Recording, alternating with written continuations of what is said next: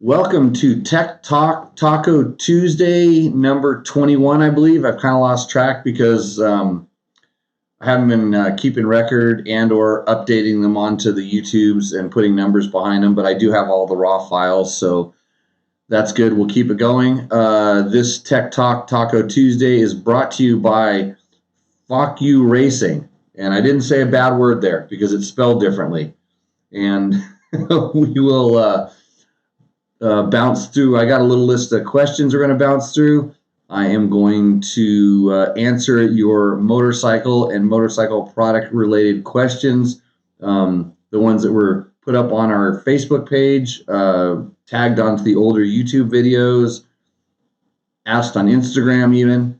And then I'll go with the ones that you guys throw up live in the chat room. Of course, San Felipe Bob will probably be there. And with 75% accuracy, give you a 35% correct answer 29% of the time, guaranteed.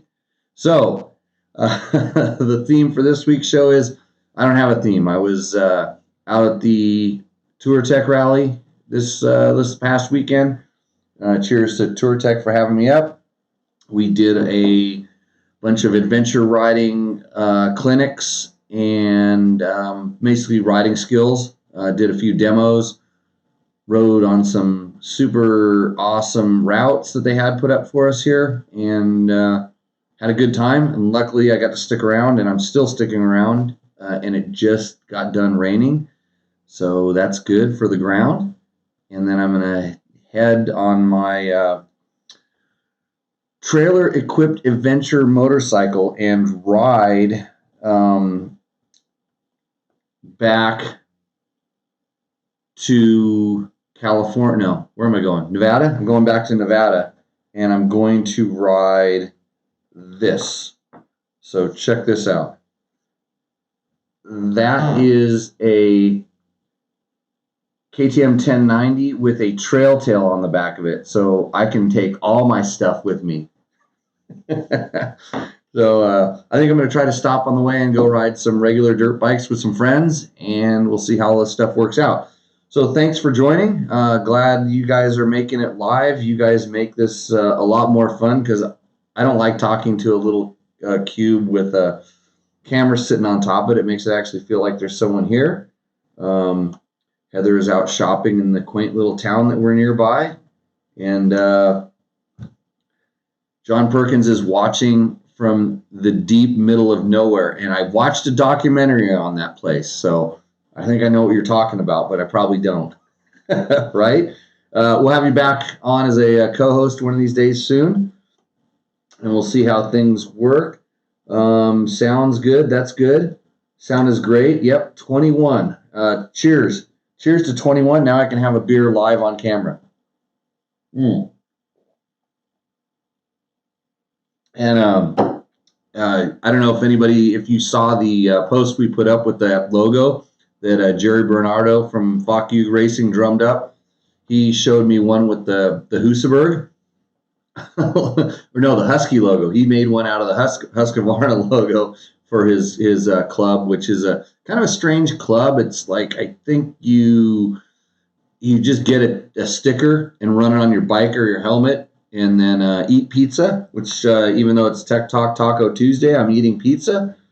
And then you're in the club and just ride dirt bikes and then punish thieves who steal dirt bikes. That's some of the core methods. They have really cool T-shirts, and he showed me one with the Husqvarna logo on it, and I said, "Oh, Jerry, you need to make one with the Husaberg logo."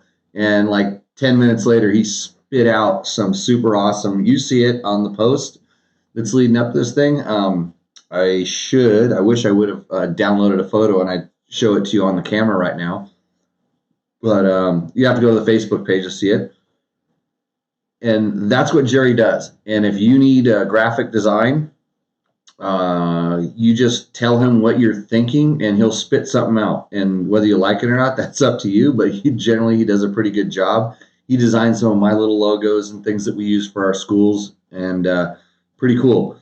So thanks a lot, Jerry. Good to see you pop back up here. You're missing for a little while, and hope you actually, you gotta dig through and listen to some of Jerry. He did some podcasts. I think he actually might have been on Pulp or something like that at one point or another. I don't remember where I heard him talking. And I've known Jerry from way back. We were competitors in the Incas Rally, where I think he tried to sabotage me, but I'm not really sure how. But we did spend one night staring at a ceiling fan in some seedy motel in Peru, someplace in the Amazon jungle, while there was moped races going on. But that's a long story. I'll try to talk about that less. And but I've known him since he was a host on ESPN. What was it, Moto World? Some of the shows, he was like kind of the on-ground correspondent before there was live coverage of stuff, when they would be doing coverage of races that I was in, like the Nevada Rally, and you'd have to wait a month for it to get put onto television. And he had his definitely own unique style. Sometimes misunderstood, often ridiculously funny. But when you start getting the backstories and see how it all worked out, and he painted me some insane helmets.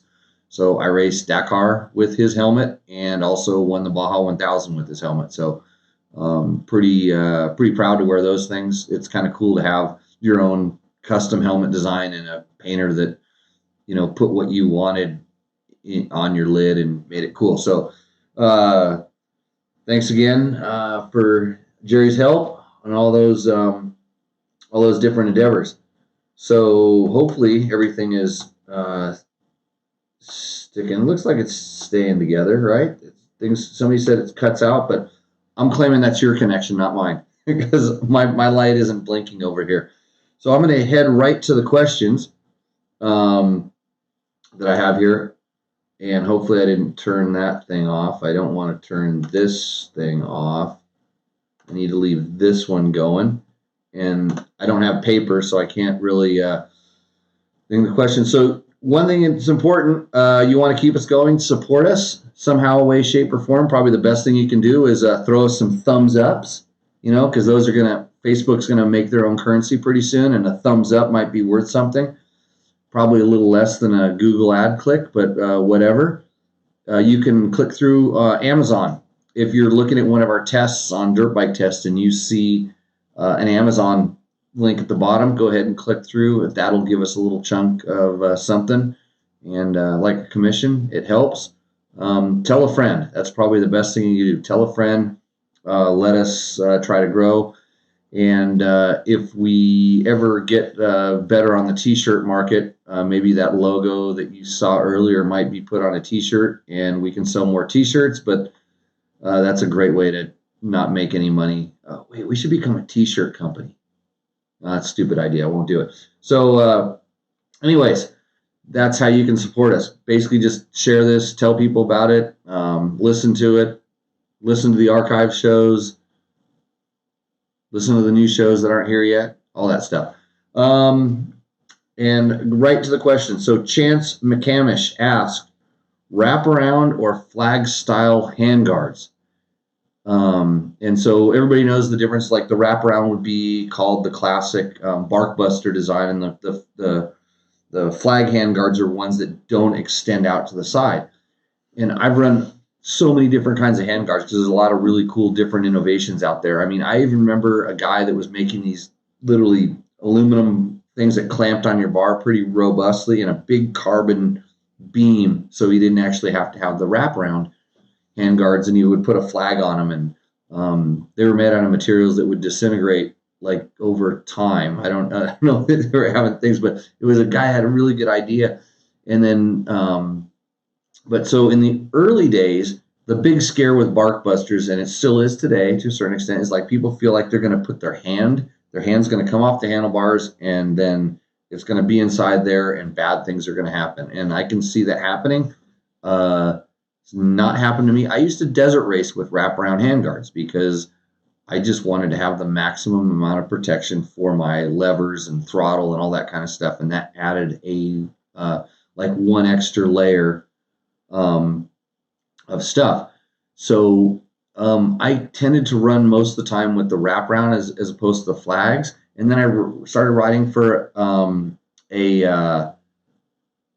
I started running a company called Mare Plastic, and there was always a Chirby's and the regular, but there's a company called Mare, and they made these triple thick. They made hand guards for me out of skid plate material, and then we just had to figure out a good way to bolt them onto the. We had to use extra long bolts, so it was almost like flag style with high rigidity and stuff. And now the problem has always been, how do you mount those things? Because when you make them really strong and mount them to the levers and the clutch lever, and back then the brake lever or the hydraulic reservoir or whatever it is, if you hit those things, then you're going to break that part, and that's what you're trying to protect. So then companies started clamping things to the handlebars in better ways. And then that was when it was just a straight, before the oversized bar wasn't a problem. But then when you had the oversized bars with all the different tapers on them, it became hard to clamp on them. And so then they started mounting the triple clamps. And there's all different kinds of options and stuff for it. So in reality, for you, it's kind of a personal decision. It's like, what am I really trying to accomplish here? Am I trying to be, if I was going more the lightweight version, I would be looking at the flag style. If I was looking more for protection, I'd look for wraparound. And then it's a matter of attaching things and how much space do you have in your handlebars? How much real estate do you have? I run flex bars on my bikes. So the bark buster or the handguard has to pivot with the handguard. So that's another concern, because I want those things to move a little bit, and if you make it all rigid, so they make one that actually pivots on the handlebar. So lots of different options there to consider. Chance, hopefully that answers your question. I'm pretty sure it did. Probably made you more confused, but just lots of different options. We have some tests of handguards on the website. I'm sure there's someplace. You just search handguards. That'll work out. And then you can search handguards on Google, and they'll be even more thoroughly confused. So I'm more of a fan of the wraparounds, just because in case my bike tips over, it protects my stuff. JB, JAYBEE on YouTube asked, he says, my 800 XC, and he's talking about a Triumph adventure bike, sucked off-road. He said, the CRF 1000 Africa Twin must be worse. And I replied back to him and said, no, I think your bike did suck more off-road, because the Triumph, and they've come a couple steps since the last time I actually spent a lot of time on one. Excellent motor, 3-cylinder motor, pretty cool. It's a top-heavy motor. It's kind of a rev-happy motor.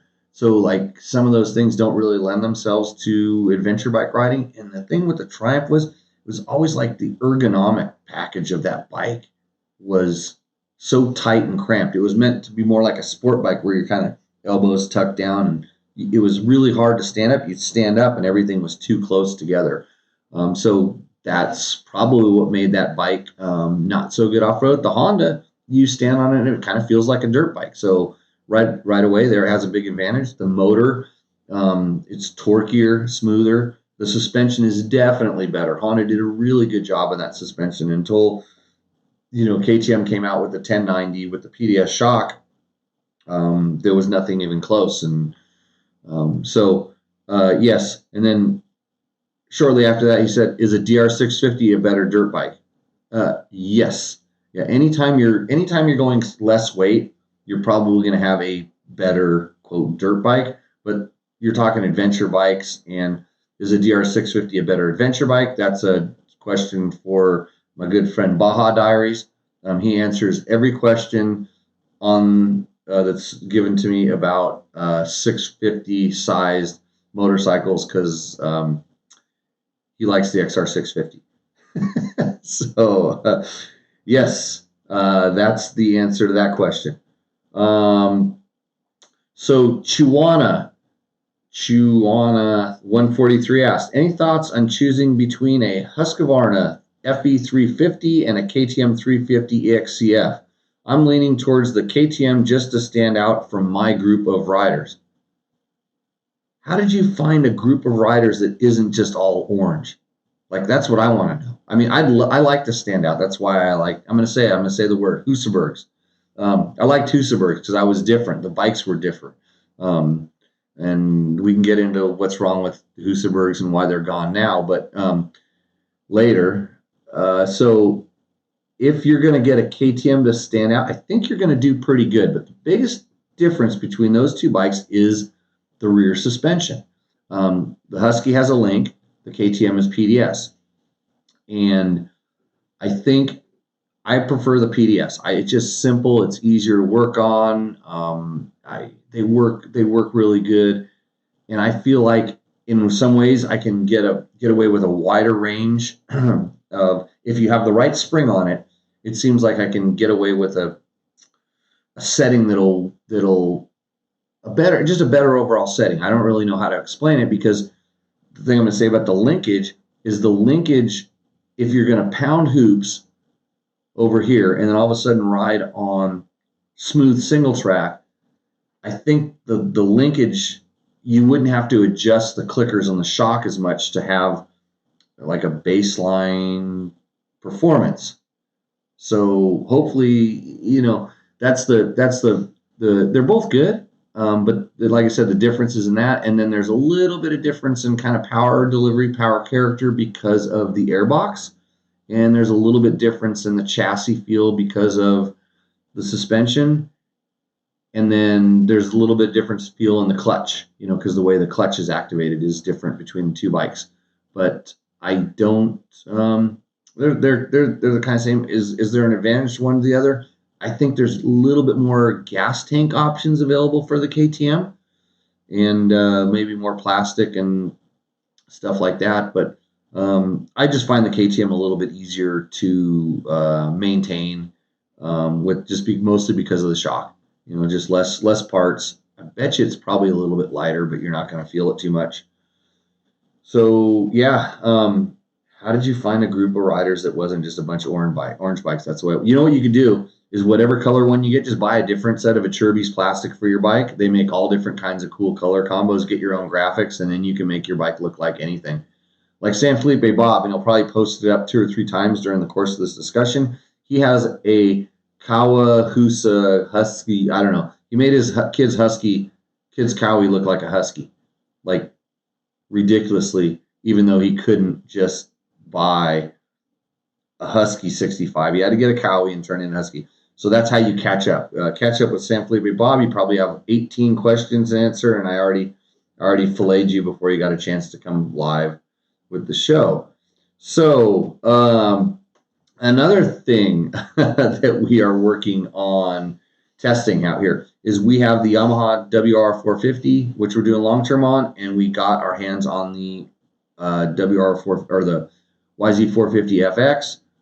Cub reporter Trevor Hunter took them up to Utah with his dad and a couple of their friends, and they went riding over logs and did what he called a whole lot of first and second gear riding, which is like what I like to do, but maybe those desert GP racing Goonies aren't really good at that stuff. I saw pictures of the bikes on the side. I saw them stuck on trees.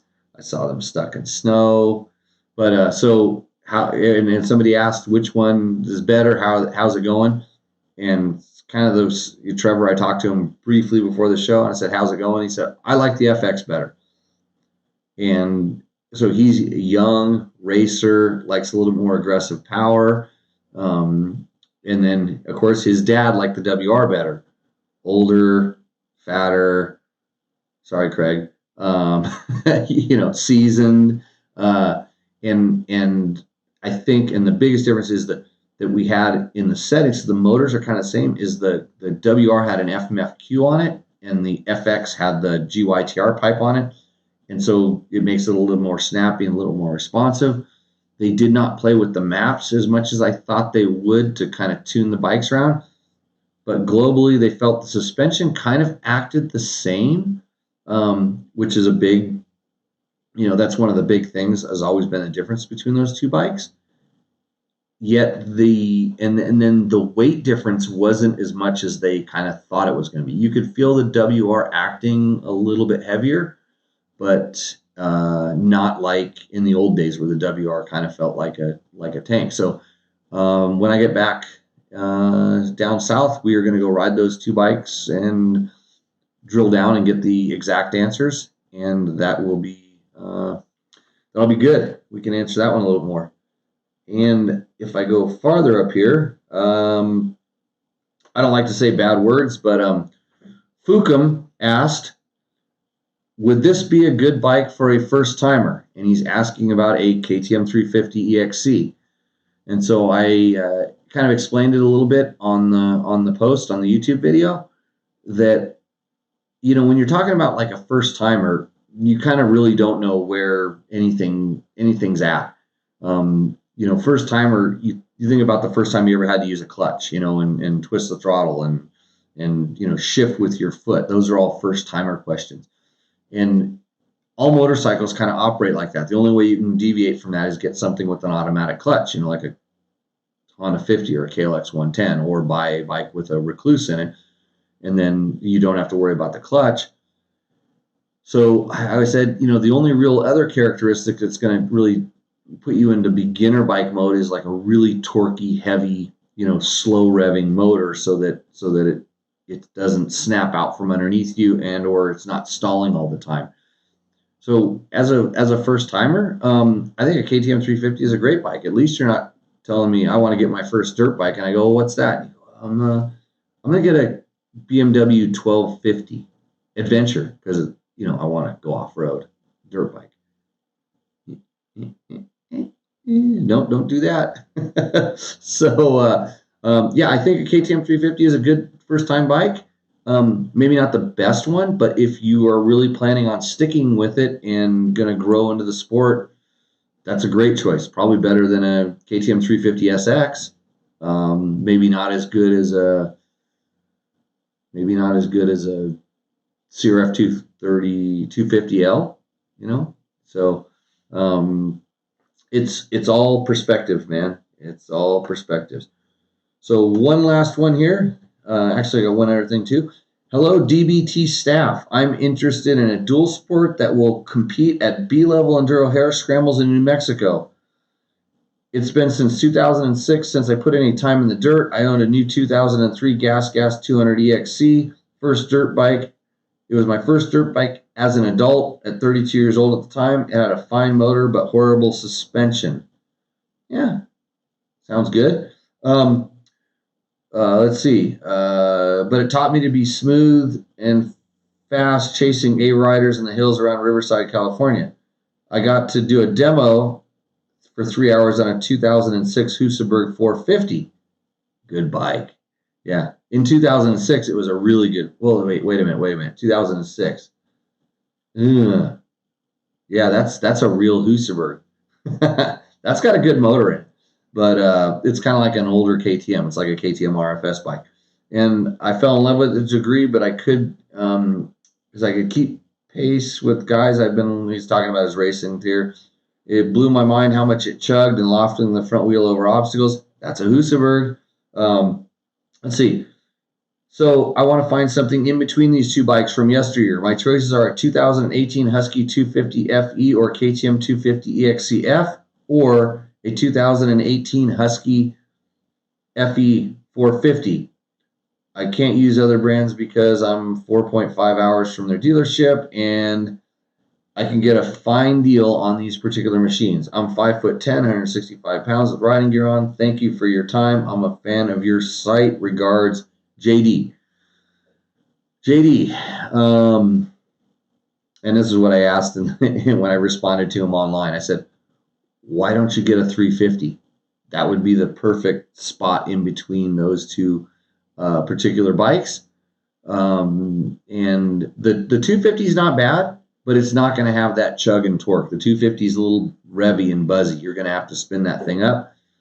When you go to the 450, that's going to have plenty of power and everything, but it's not going to be light and nimble like your 200 was. So you're kind of, the 200 two-stroke is exactly like a 350 four-stroke. It's something that just slated right into this really perfect displacement that kind of blends what you're looking for on either side, but it's not really great on the power, but it's better on the torque, and it just fits in this niche.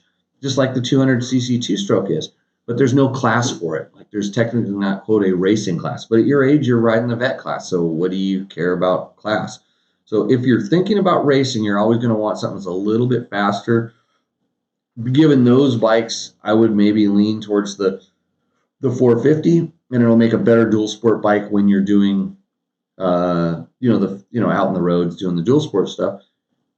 But also, and from my riding experience in Mexico, you guys have lots of dirt roads and stuff, and it's more desert-y, depending on where you're at there. There's definitely some trails and stuff, but it's not like you're back east where I would just go straight to the 250, or someplace up in here Pacific Northwest where 250 and, you really don't need a 450 or a 500 out here.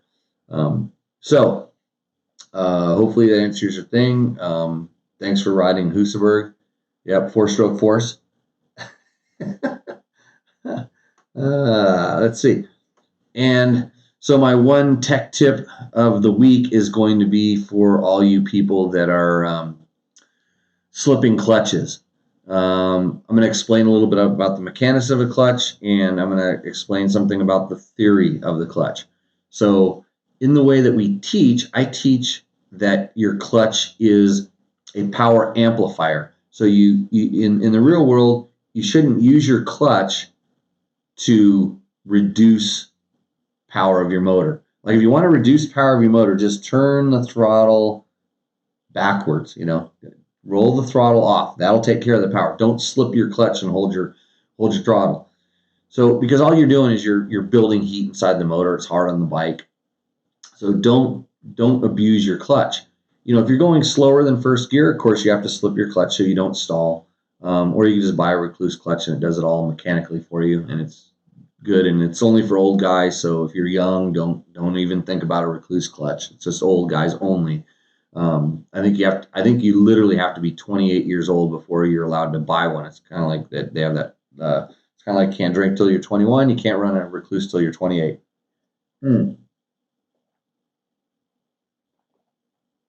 So, but back to the clutch thing. But when you start slipping your clutch and you start beating your clutch up, it builds heat in there, and the clutch plates and everything expands a little bit. And if your clutch is adjusted properly, and I find that most riders do not have their clutch adjusted properly, it expands, and it either takes play out of the cable or it loosens the play. It makes it tighter or looser depending on whether it's, quote, a push or a pull clutch. And if you have a hydraulic clutch, it stays the same adjustment you always left it at, and you can't feel this kind of thing. So there's and everybody asks, like, what's the advantages and disadvantages of hydraulic clutch? Hydraulic clutch, you can't feel your clutch getting hot. But this weekend in our classes, we do a lot of stuff that's slower in first gear, and we had a couple different situations. One was on a push clutch and one was on a pull clutch, and the riders got the clutches very hot because they were reducing power with it. They didn't trust the torque in the motorcycle, and the clutch expanded, and one of them made an adjustment to their lever. So the one that got loose, as it got hot, he adjusted the cable, took the free play back out to where it was not much free play, and then kept riding around, and the clutch cooled down, and then it was slipping all the time because it was holding the clutch partially in. The other guy, his clutch heated up and got completely tight, and he didn't notice it, and he kept riding and kept it spinning, because it was pulling the clutch a quarter of the way in while he was riding, and as it got hotter and hotter, you can't even tell because that lever is completely out, and he didn't really notice it slipping because he was slipping it quite a bit himself to get it there. So slipping was just kind of normal, and it also overheated and smoked the clutch. So when you're doing that kind of stuff with your clutch, when you're abusive with your clutch, remember it heats up, and depending on what it's doing, your lever could get loose and sloppy, and if it does, it's telling you your clutch is hot. It could get tight and start slipping. Then you need to loosen it up, with the adjustment. If you're on a cable clutch, like I said, with the hydraulic clutch, it self-compensates. Every time it pushes back out, it adjusts the fluid, so you can still have some free play. when you're smoking your clutch. So be aware of that kind of stuff. Pay attention. And the worst thing about that is not that you smoked a clutch, it's that now you have a whole bunch of clutch material that is floating around inside of your oil that's going into your piston rod, getting squirted up in your cylinder. It's getting mashed between your gears. That's what a good oil filter is for. So, yeah, don't slip your clutch. Use it as a power amplifier when you need to. So that is my list of questions. I am going to dive into what we have on the forum right now. I'm sure Bob answered most of them already, right? Did you get them all, Bob? I know you came in late, you know. I won Baja. Yes, I won Baja in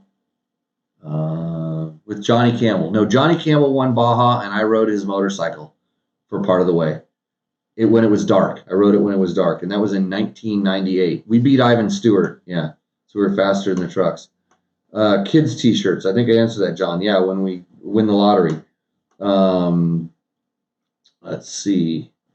If you go to Wraparound, get Highway Dirt Bikes handguards. They are good handguards. Those guys make some quality stuff. They make the really bitchin' buttons that we have on our rally training bikes. Thanks, Jerry, for the laughs. Back in the day, for sure, I have a few Racer X Illustrated magazines from the newsprint days with some creative ads in there. Not glossy and not PC. I miss that stuff. Hey, James, you can follow Fuck You Racing on Facebook, and they have new T-shirts every once in a while, limited edition things. And JB Black is still there.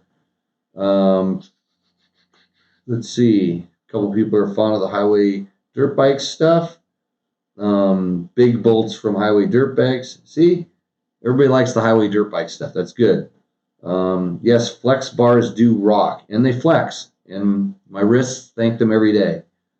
Trailer full of beverages. So the Trail Tail. So that's the name of the company that makes the trailer I showed the picture of earlier. It's a motorcycle trailer. It bolts through the swing arm. Has a swing arm and a pivot, and it has a shock on the back. And we were testing it last year. They've lightened up the design a little bit, but it's still really heavy duty, which is good because you wouldn't want something like that to break. And I probably carried more beer in that than anything else. For my running club, when they're running out in the hills and stuff, I can very easily and quickly throw beers in there and ride out, and it's like a giant cooler. But it's a great way to pack trail working tools. In reality, like at the event I was at the Tour Tech Rally, I would say a fair majority of people ride their motorcycles to these events. And you think about it, you carry so much stuff, your camping equipment, and generally when you get to the event, you unload and park your stuff, and then your bike's a little bit lighter. You can go out on these different group rides and everything. But if you have the Trail Tail, you can carry, like, and this is the way I like to adventure ride. You can carry, like, bigger tent, nicer mattress, and a real pillow, and then you don't have to pack so densely and tightly. And the weight isn't up high on the back; it's down low and behind you. And the way the bike handles, it's just like a car that has a trailer on it. You can't, start shaking and, twisting really quick because that weight kind of has some effect on the handling.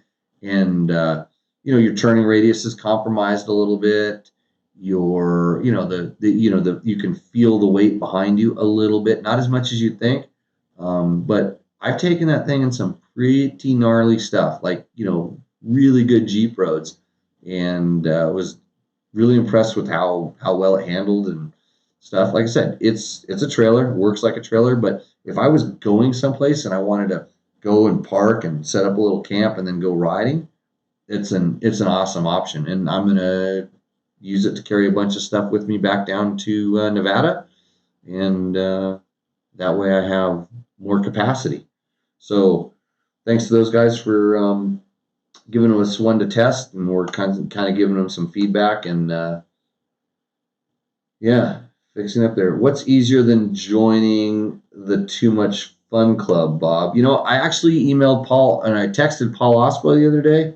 I have not received a response back because I think he's a lumberjack and he lives out in the wood. What is your preferred handlebar width? Dennis asks. I don't actually know the number, but I think it's like a little over 31 and not quite 32.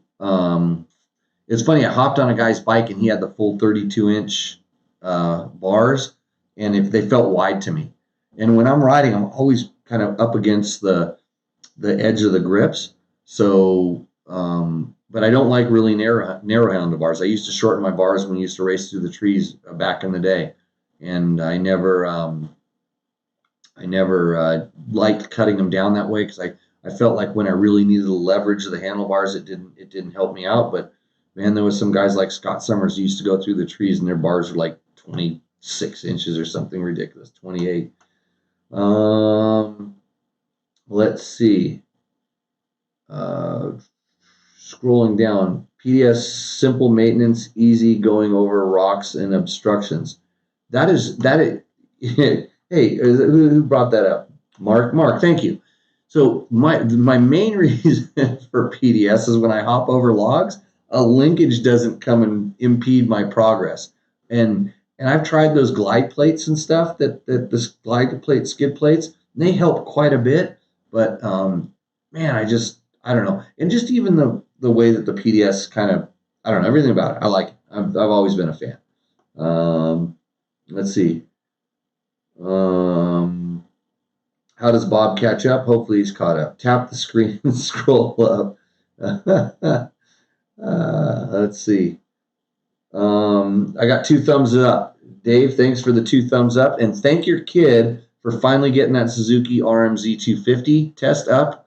We put that, so on the website, there's a new RMZ 250 test up on the website. If you want to know what we think about it, that's at least what Ryan and Trevor think about it. I don't think I got a chance to ride that bike, but I'm too old to ride a 250 motocross bike, if that makes any sense at all.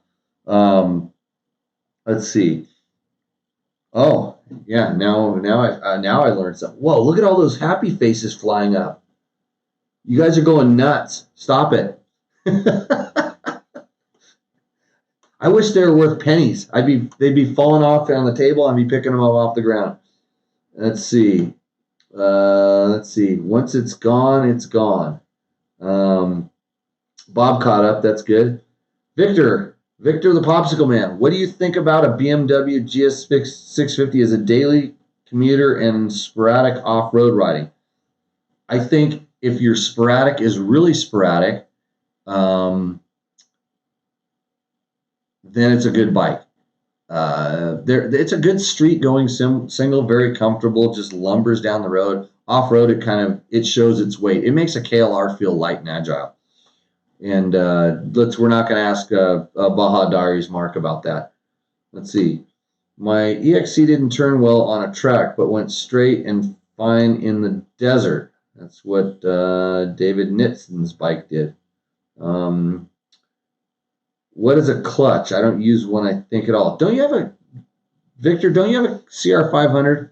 And what's up with everybody like throwing these CR500s and KX250 and 500 motors and aluminum chassis lately? It seems like my Instagram feed, and probably in my Facebook feed, is probably because I said 2-stroke, and all of a sudden it's going to feed me everything 2-stroke. Everybody's stuffing these older 2-stroke motors into these new chassis. And I've ridden some of them, and they vibrate like they're going out of style. I don't think I've ridden one that works as good as the original steel frame those bikes came out of, especially with the suspension technology. You can get some good suspension on a KX500 or a CR500 now. You can have someone that really knows what they're doing work on a shock or get modern day shock and forks on one of those bikes. And way better than like wedging it into an aluminum frame so you get the latest plastics and stuff on it. But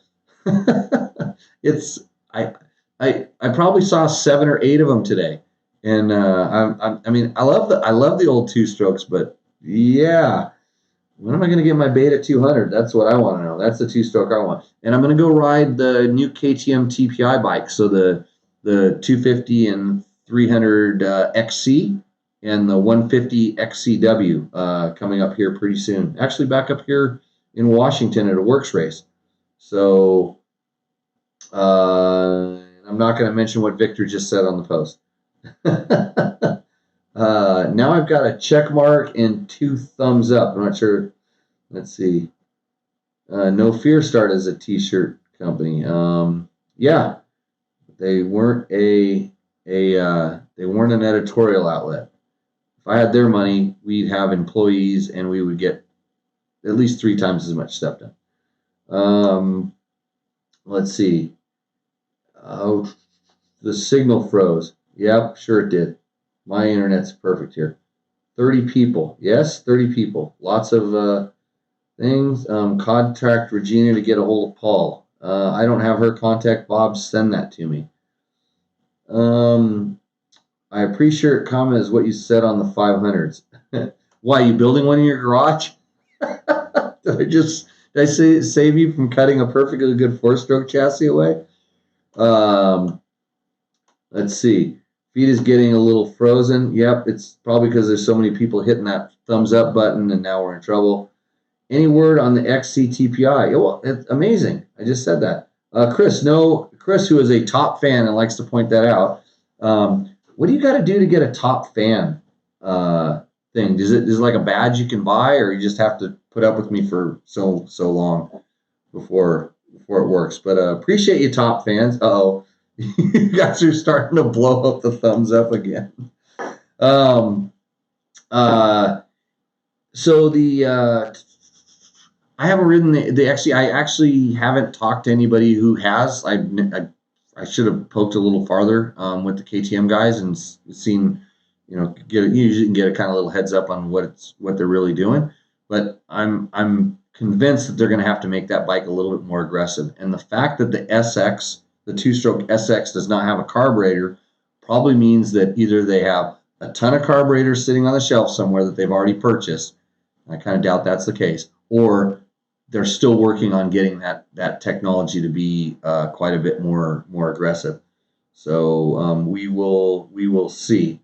$50 for a top fan? I'm not getting any of that. I'm getting dehydrated here. So let's see. Hey, Trevor, nice of you to join. Why don't you answer all the WR450 questions that were posted up that I can't answer because you have the bike? Yeah, and I saw your thing about you didn't have the code right. Good job. That's you get your little cub reporter badge, and everything's good. Okay, so I think we've routed through. Does anybody have any more questions, or you want me to just tell a story? You could just go to Jimmy's story time. I need a co-host here to so I can actually take a breath and then eat the rest of my pizza. Hey, my internet just froze. Good thing. Dave Chase built some of the fastest KX500s that I'd ever ridden, for sure. And Eric Krippa built by far and away the fastest CR500 and quite possibly the fastest motorcycle I ever rode. It was the Barkmaster CR500. And Barkmaster is a patented and coined term. I raced it at Mammoth Mountain in, good grief, I don't know when. And the only reason I went there was to pull hole shots. And that bike, it was so easy. All I had to do was get it off that concrete pad and just rip up the hill. I was a gear higher than everybody else going up that hill. And that was when 4-strokes were just coming around. And I remember Dubach used to be the guy on the starts. And I just fed it to him. And he hated it because 4-strokes were so much, because they pulled gears longer. But, when I could start and I could literally went off the pad in second, clicked to the third, and never let off. And it was like a flag on the back of that thing. So let's see. What did Chris Parker just say? I'll come out and host one if you think I'm remotely interesting. Chris, you're one of the most interesting people I've ever met. Actually, Chris is from Rottweiler Performance. If you are interested in making your adventure bike more powerful, which means you have more money than brain cells, you go see Chris. And Chris will tell you how to make it the most powerful bike, and then come and see me, and I'll tell you how to tune it back into something that's rideable and gets traction. So he's been doing all this. He's got a new toy. It's like a 3-dimensional mapping thing. I've been seeing all of his Rottweiler posts where he's making a 3D blueprint of his KTM 790, which I rode. No, I didn't ride yours. Did I ride yours? I don't think we switched bikes. Oh, because your triple clamps are falling off. That's right. But we tightened them back down using a chisel and a screwdriver or whatever I use when we're out in the trail, and that was good. But yes, Chris, if I ever make it down there in Costa Mesa, we'll do one from your shop, because your shop is Super Sano, or you can ride your ass out to Nevada and we can do it out there. Let's see, the time I beat Danny on a 200. No, I beat Danny on a 125, and that would be Danny Hamill, and it was only because I'm pretty sure it was a super tight technical race around cactuses, and I go around him and he went through them. Just had Tom Morgan rebuild my 500, no vibration. Correct. There's a lot of the good tuners that know, basically, you want to make a 500 run good, get the crank balance. Just make sure everything is Sano inside those things, and it makes a huge difference. But then they work their way out of balance pretty quickly. But that would be my first. Actually, any 2-stroke. If you've got a good guy that builds your cranks, and there's a guy, Competitive Crankworks. If you ever need crank work done, he's up in Idaho now. He used to be down in Orange County, and he builds most of the factory teams' cranks, even on the 4-strokes today. And he's done a bunch of them for me on my 2-strokes, on my KTM 200s. I've had to build the cranks a couple times on those, and for my brother-in-law and stuff, and they're perfect. So if you ever look him up, Competitive Crankshafts, if you're looking to get your crank set up. Will get me set up in the dyno room. Perfect acoustics and nobody can hear me. Yep, see, Chris, you're special. And he has good tequila. He has good taste in tequila, and so do I. And usually we have tequila, but I only have 2 bottles of tequila I'm not very fond of right now, so we're not doing that. And I'm sure everybody would like to hear me shut up. So hold on, I know how to shut me up. That means time for another, right? So, got 10 more minutes of this. We better figure. We blew Jimmy up. You guys wrecked my internets? Well, a few minutes ago, but I'm back. This is Hams, and it's warm, by the way. It's the same temperature as my motorhome is right now. Promise. Okay. Is this the first show we're going to get done in under an hour? You guys better come up with questions.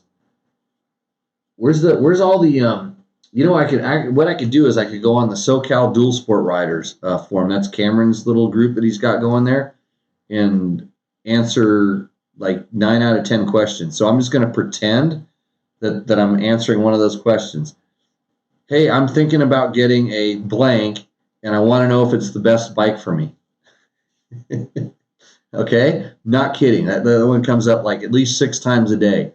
And so what I know about you is your name is like Fred or Tom or John or Susie, and you're going to get this bike that you've decided is the bike for you.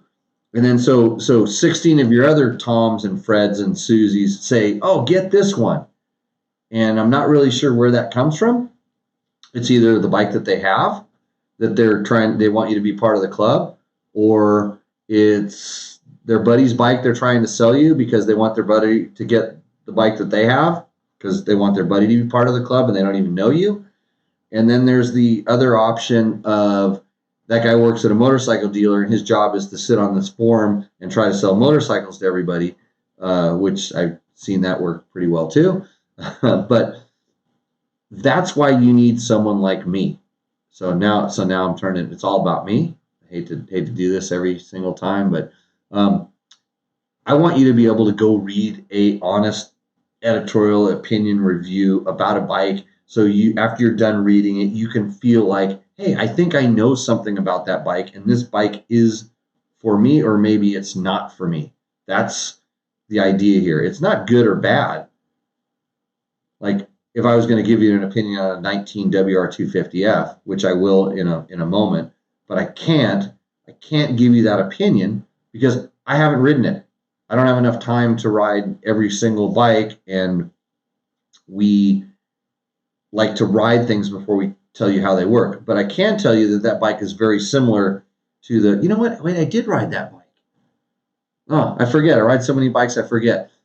I rode that bike back east. I rode it back at Randy Hawkins's ranch. So yeah, I will tell you about that bike in a second. I have to just like let the hard drive crunch. But so back to the question is like, I want to get this bike, or I'm thinking about this bike. Hopefully you've done done the research, and you've found credible sources to give you information. And it's tough to find these days because there's so many blowhards out there that literally just go to the intros and it's like, yeah, it's good, and then, but hey, wait, if I'm going to be a credible source, I got to say something bad about it. Oh, I'm not telling you the truth. So I don't like the seat foam. That's always a good one. Yeah, the seat suck. You know, um, and then they'll wait till they get away, and then they go, didn't have enough power. That kind of stuff. Well, what did you do to it to fix the seat foam or try to get some more power? Or were you actually turning the throttle all the way at your whatever ability level? I mean, I've seen it both ways. I've seen, young motocross kids come out and test an off-road bike where they're like trying to rev it like a motocross bike and never shifting it. And they're saying it doesn't have any power, and they're not even appreciating where the power is.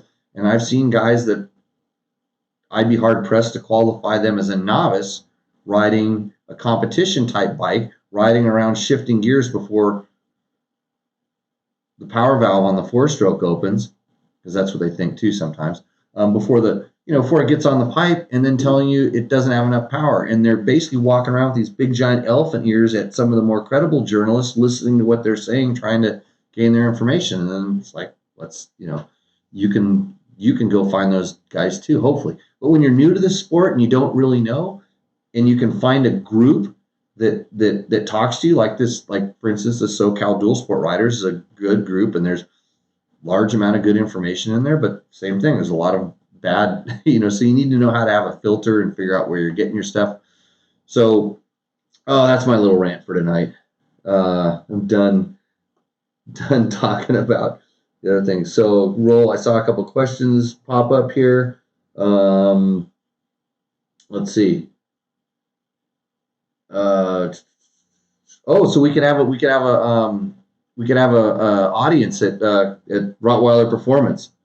That's good. You know what? If you even did that, I would even do a how to ride better demonstration in the parking lot, which means I pop wheelies, do skids, and ride with one hand on the handlebars. Not a stunt rider, but I play one of the movies. Let's see. Opinions on the YZ250X. Kyle, I think that is an excellent motorcycle. And if you read, we have an impression of it up on the site for sure. There's like a riding impression. I think there's even a video. It's a good bike, and it has a Kickstarter. And I don't really know how to operate those that well anymore. I'm getting to the point where I'm kind of sick of kick-starting anything. And if there's one problem I have with that bike, that's it. And now, we talked about it last week, there's a guy that's making an electric start kit for one of those things. So that could bring that thing into the modern era. I really hope Yamaha is working on some sort of new 2-stroke technology. But at the same time, there's people that love that bike for the simplicity. Because of the Kickstarter, there is no battery. And it kickstarts very easy, but it's simple. The bike's simple, easy to work on. It's less expensive because of that. It could be a little bit lighter, but somehow KTM manufactures their stuff out of helium, and I don't know how they make their bikes so light. But YZ250X, and the other thing about the X, they've done a really good job tuning the suspension, and more than you would think, what they've done to the power, the slightly lower compression, the different power valve shape and activation, and also the something else they did in the motor that changed it. But the power delivery is so perfect for off road. It that doesn't tame it; it just makes it better. It's a really good bike. And then Torben asked me opinion on a 19 WR250F. Torben, that is a really good bike. We've had tons of success on those things with long-term durability. We have a lot of if you look on the site, we've torn those things apart, raced them in 24-hour races, abused them, and that bike hasn't changed a whole lot. It's probably going to go through a big revision next year and become more like the current ones with a more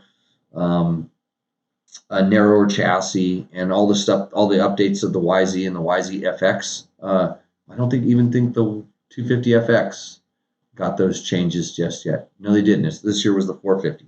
So next year, we suspect that the 250FX and WR will get all those updates, and then you can put the ECU in it. You can program it with the phone app, and that makes it all that much better. I am the new super hunky. David, I take that as a compliment. I worked under Rick Simon at Dirt Bike Magazine when I was an intern, and if I could only be such a horrible writer and tell really good stories about all of my failures with the storytelling that he had. Rick was an awesome guy. He actually stood up for me a couple times. I raced against his son quite a bit in the desert, John Rudder, and I want to write Monkey Butt 2, the sequel, because man, our industry is like a soap opera, and it's only getting more interesting right now. But that would require writing a book, and I like talking about it stuff. Let's see. Try the Pastrana bend. We're talking about handlebars now. Actually, I got a lot of handlebar questions this weekend at the Tour Tech Rally. What does the pastrami bar have to offer, and what's the difference in rhyme and reason in the handlebars? The pastrami bar, it's like a Kate's bar, except it's made out of meat. Let's see. I have a friend who bought a 19KX250F. He put a K&N oil filter in it. The oil filter came apart, went through the motor, and locked it up. Have you heard anything about these oil filters? No, Johnny, I haven't. These are those ones that just kind of go south. So now you heard about it, and you had a friend. So was it a real K&N oil filter? Because I use their air filters in some of my trucks and stuff, and I've always had good luck with their stuff. There's a guy. Look up Best Rest products. Best Rest. It's David Peterson, who has a company. They sell lots of different things. And someplace on the internet, he did an oil filter test where they were actually pumping sludge and stuff through oil filters. And he has interesting data on when the bypass valve opens up. And there's really no reason for an oil filter to come apart. That would be really strange. I would like to know more about that. Pictures are always welcome, and sometimes you can find that it was, I know how you can make an oil filter come apart. Those paper ones, like I've seen people clean the paper ones off with a really aggressive solvent, and it deteriorates the stuff that's holding the paper, the fibers that are holding the paper together. I've seen people do that, and I'm like, really, you're going to clean and put that $1.99 filter back in? Ask your friends some questions, because they always like to blame it on somebody else. That's what I always did. Let's see. I saw the electric start available on Yamaha's website. Yamaha US? Send me a link, Jesse. That'd be awesome. Pastrami bend is weird. Let's see. Chance. Roll bars. Drastic. Yeah. So we're talking about handlebars. Let's see. Do we have any other questions? Beto. Hey, Beto. Let's see. Oil filters come apart when installed backwards. That could be. Thank you for doing these. I really enjoy them. Glad you enjoy them. There we go. Right on, George. You know what? You're better than Gabe. I think Gabe's getting fired when I get back home, but we'll see. That's why there's no Tech Talk Taco Tuesdays up on YouTube, because somebody was supposed to come and by and help me, and I didn't have time, and then I didn't even have time to upload the files onto the computer I have with me and do what I have to do. So okay, we managed to make it to 8:02.